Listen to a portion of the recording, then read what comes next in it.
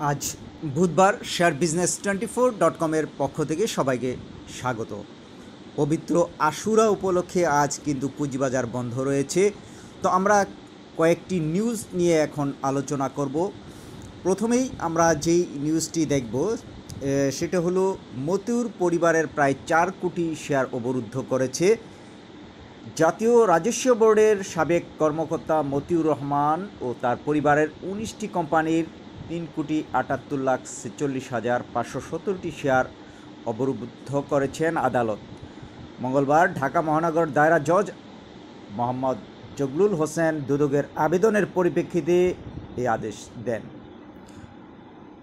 ছাগল কাণ্ডে মতিউর রহমান আলোচিত হয়ে পরে জানা গেল যে তার একটি কোম্পানিও রয়েছে, সেই কোম্পানিটা হলো এসকে ট্রিম। সেই কোম্পানিটার এরই মধ্যে কিন্তু ব্যাংক হিসাব সব অবরুদ্ধ করা হয়েছে। এখন তার যে স্থাবর অস্থাবর সম্পত্তি সেগুলোর মধ্যে রয়েছে টঙ্গী ও গাজীপুরে 137.28 জমি, বসুন্ধরা আবাসিক এলাকায় 3টি কার পার্কিং সহ 8,070 স্কোয়ার ফিট কমার্শিয়াল স্পেস জব্দ করা হয়েছে। এর আগে গত 11 জুলাই দুদকের আবেদনের পরিপ্রেক্ষিতে মতিউর রহমান ও তার পরিবারের 116টি ব্যাংক হিসাব, 23টি বিও অ্যাকাউন্ট ও সম্পত্তি ক্রয়ের আদেশ দিয়েছেন আদালত। স্থাবর সম্পত্তি ছাড়াও শেয়ার বাজারে তাদের 23টি বিও অ্যাকাউন্ট, 116টি ব্যাংক অ্যাকাউন্টের 13,34,36,471 টাকা ফ্রিজের আদেশ দিয়েছেন আদালত। 23টি বিউ হিসেবে 19 কোম্পানির প্রায় 4 কোটি শেয়ার রয়েছে। পুঁজিবাজার সংক্রান্ত এই একটি খবর ছিল মতিউর রহমানের বিষয়ে। এরপরে আমরা দেখব যে গ্রামীণ ফোনের 160% অন্তর্বর্তীকালীন লভ্যাংশ ঘোষণা। প্রতিষ্ঠানটির অনিরীক্ষিত আর্থিক প্রতিবেদন প্রকাশ করেছে। দ্বিতীয় প্রান্তিকের পাশাপাশি 160% নগদ লভ্যাংশ ঘোষণা করেছে। আর পুঁজিবাজারে যে নিউজটি নিয়ে আজ খুবই গুরুত্বপূর্ণ আলোচনা করব সেটা হলো পুঁজিবাজারে যেসব খাতে বড় মুনাফা পাওয়ার আশা বিনিয়োগকারীদের। পুঁজিবাজারে গত 4 মাসের উপরে মন্দাবস্থায় বড় ধরনের ক্ষতির মুখে রয়েছেন সাধারণ বিনিয়োগকারীরা। সেই ক্ষতি পোষাতে এখন জুন ক্লোজিংয়ের যেসব খাতের কোম্পানিগুলো আর্থিক প্রতিবেদন প্রকাশ করবে সেদিকে চোখ এখন তাদের। বাজার সংশ্লিষ্টরা বলছেন ব্যাংক, বিমা ও নন ব্যাংকিং খাতের প্রতিষ্ঠানগুলো এরই মধ্যে আর্থিক প্রতিবেদন প্রকাশ করা শুরু করেছেন।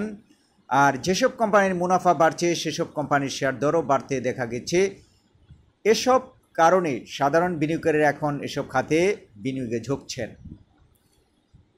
এদিকে মূল ব্যবসার চেয়ে সুদ আর বেশি হয়েছে শেয়ার বাজারে তালিকাভুক্ত বিমা খাতের কোম্পানি সেনা কল্যাণ ইন্স্যুরেন্স। অর্থাৎ মূল ব্যবসাতে কিন্তু সুদ বাবদ আয় বেশি হয়েছে, যেটা এর আগে একটি প্রতিবেদনে আমরা বলেছিলাম যে এই খাতের প্রতি কিন্তু এই খাতগুলোর প্রতি কিন্তু মানুষের সাধারণ বিনিয়োগকারীদের এখন একটি চাহিদা, যাতে এই যেসব কোম্পানি ভালো করেছে সেই সব কোম্পানিগুলো যাদের কাছে রয়েছে তারা যাতে এই একটি মোটামুটিভাবে আপ ট্রেন্ডে যাওয়ার পরে একটি ভালো মুনাফা নিয়ে বের হতে পারেন, সেই আশায় কিন্তু বিনিয়োগকারীরা ঝুঁকছেন এসব খাতে।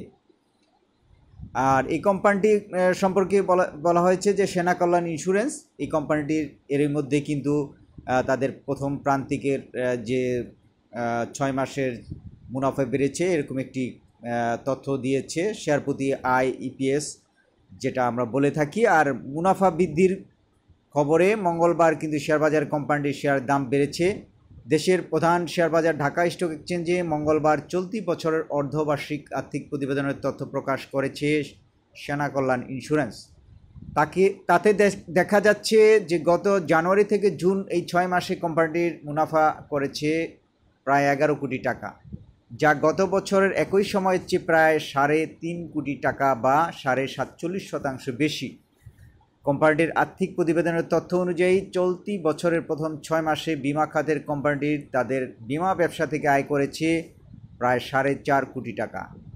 একই সময়ে সুদ, লভ্যাংশ অন্যান্য খাত থেকে সুদ বাবদ আয় করেছে 6.5 কোটি টাকার বেশি, যা গত বছরে একই সময়ে ছিল প্রায় 4 কোটি টাকা। অর্থাৎ এই যে ইন্টারেস্ট রেট বেড়ে যাওয়ার ফলে এই নন ব্যাংকিং প্রতিষ্ঠানগুলো বিশেষ করে বিমা কোম্পানিগুলোর যে অর্থ সেটা কিন্তু ব্যাংকে রেখে তারা একটা ভালো পরিমাণে আয় করবে, সেটা কিন্তু আমরা আগে যে বাজার সংশ্লিষ্টদের সাথে কথা বলে তারা কিন্তু সেম কথা বলেছিল। গতকালকে এই প্রতিষ্ঠানটি আর্থিক প্রতিবেদন থেকে কিন্তু তা আরও সত্যতা বা বাস্তবতা মিলে গেল। সুদ বাবদ গত বছরের চেয়ে আয় সোয়া 2 কোটি টাকা বেড়েছে, সার্বিক মুনাফাও বেড়েছে কোম্পানিটির। চলতি বছরের অর্ধবার্ষিক হিসাবে সেনা কল্যাণ ইন্স্যুরেন্সের শেয়ার প্রতি আয় বা ইপিএস বেড়ে দাঁড়িয়েছে 2 টাকা 6 পয়সা গত বছরের একই সময়ে, যার পরিমাণ ছিল 1 টাকা 32 পয়সা। খাত সংশ্লিষ্টরা বলছেন গত বছরের জুলাই থেকে ব্যাংক খাতে বেঁধে দেওয়া সুদ হার তুলে নেওয়া হয়, এর ফলে ঋণ ও আমানতের সুদ বাড়তে শুরু করে। চলতি বছর প্রথমার্ধে এসে ব্যাংকের সুদ হার বেড়ে 15% পর্যন্ত উঠেছে। পাশাপাশি সরকারি ট্রেজারি বিল, বন্ডের সুদও বেড়েছে। সুদ হার বেড়ে যাওয়ায় শেয়ার বাজারে তালিকাভুক্ত বিভিন্ন কোম্পানি যারা ব্যাংকে বড় অঙ্কের আমানত জমা রেখেছেন তাদের সুদ বাবদ আয় উল্লেখযোগ্য পরিমাণে বেড়ে গেছে। এতে কোম্পানিগুলো ভালো মুনাফা করেছে। আর্থিক প্রতিবেদনের তথ্য অনুযায়ী চলতি বছরের প্রথম 6 মাসে অগ্নিবীমা ও মেরিন বিমা থেকে সেনা কল্যাণ ইন্স্যুরেন্সের আয় বাড়লেও মোটর বিমা থেকে আয় কমে গেছে।